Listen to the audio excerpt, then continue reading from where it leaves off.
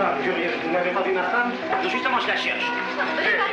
If you never went to film school, chances are you've never seen the 1939 movie Rules of the Game, written and directed by Jean Renoir. Ah mon Dieu, qui c'est qui va m'aider à la retirer, ce sacre de veau d'ours? I first saw the film when I was 17, taking a class at a local community college. It blew me away. I've never seen another movie from the late 1930s that felt so contemporary, not only in its themes about humanity, but in terms of how we think about modern society at large. Essentially, the film is a comedy about a group of rich people staying together for a week and trying to entertain themselves, but they don't know what they really want. The host, Robert, is attempting to cut off his long-standing affair, and his wife, Christine, is trying to decide if she is happy in their marriage. When it was produced, Rules of the Game was the most expensive film ever made in France.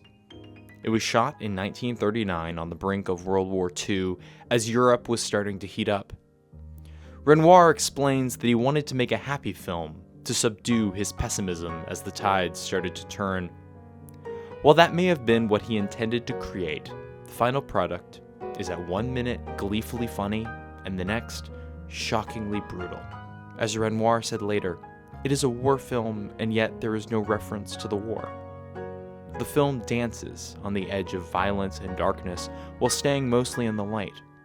The audience is given a glimpse of the darkness and then quickly pulled back into slapstick hilarity. À la première du film au Colisée, j'ai vu un monsieur, un spectateur, qui très gravement déployait un journal, sortait une boîte d'allumettes, craquait l'allumette, mettait le feu au journal, avec l'intention absolument évidente de ficher le feu à la salle. Eh bien, je pense qu'un film qui provoque de telles réactions est un film controversial. The film is a comedy, mostly. There are long sequences that resemble a Marx Brothers movie or vaudeville performance. People chase one another in increasingly ridiculous situations. The film is full of misunderstandings, love affairs, and absurd characters. Yet throughout the film, there are moments that are suddenly dark.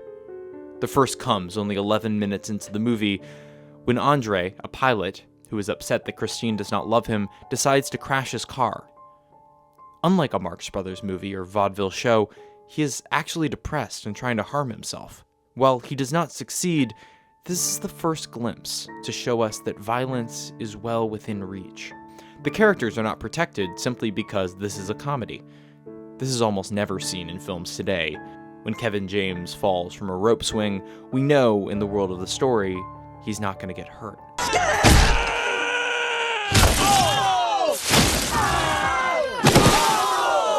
The next explicit display of violence occurs halfway through the film. The guests are going for a hunt. They aren't really hunting anything. The gameskeepers at the estate scare all of the rabbits, birds, and small animals from the thicket so that the guests can shoot them in the open. The scene is brutal to watch.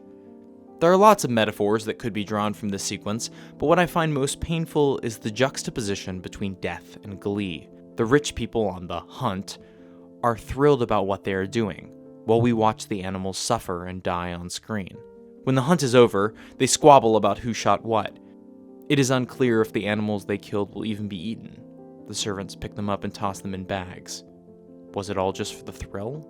Despite how dark this scene is, the comedy in the film is so well crafted that within a few minutes, the hunt is nearly driven from memory. The characters return to the house and decide to put on a play.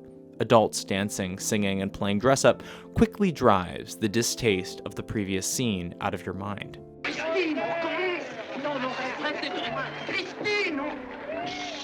The final act of violence comes at the end of the film. Schumacher, the gameskeeper, and Marceau, a servant, are fired after causing a scene at the party.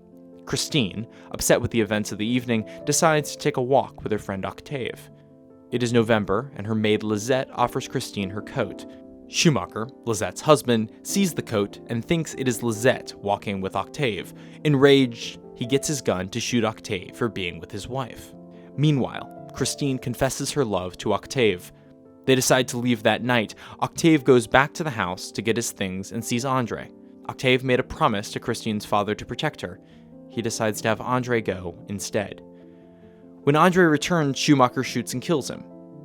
The moment is abrupt, and suddenly he is dead.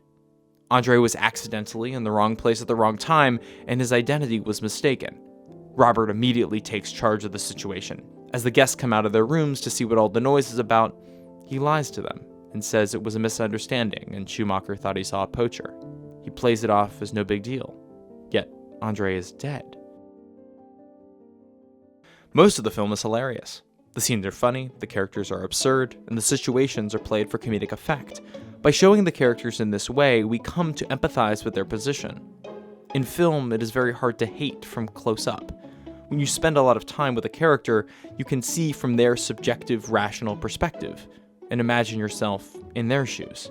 Over the course of the film, we are shown the world through Robert and Christine's eyes.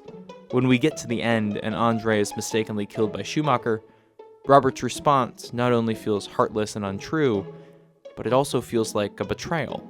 Leading up to this point, despite everything that has happened, we still want Robert and Christine to be happy, whatever that looks like. Now, when we see Robert telling the guests that there is nothing to worry about after a man has been killed, we see him in a new light. Renoir uses comedy as a Trojan horse for the audience. The comedic elements in the film force us to identify with the main characters. When the film comes to a close, we are then forced to confront that we may have more in common with these out-of-touch bourgeoisie than we would like to admit.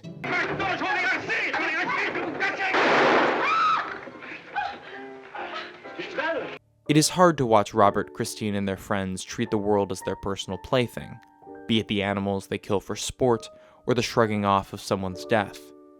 Yet because we spend so much time with them and see the world through their eyes, we are tricked to reflexively sympathize with their perspective. By the end of the film, I found myself identifying with these characters. These people, despite how rich they are not happy, nor do they know what they want. They constantly bounce from one thing to another, trying to give themselves a sense of purpose. In the last 20 minutes of the film, Christine finds herself with 3 different men who are not her husband. Their biggest problems are love affairs that they either cannot seem to break off or go through with. The consequence of this fundamental lack of clarity is violence. I think when Renoir made this film, almost 90 years ago, he was firing a warning shot. If we spend all of our time chasing empty pleasure, we will be left with nothing but a memory of what was fun, and now we are lost and confused. Ending the film with an accident, this fun spills over into the domain of the real and the consequential. To make real change in the world, you need a clear sense of purpose and direction. By merely chasing empty pursuits, people will get hurt. What's more relevant than that?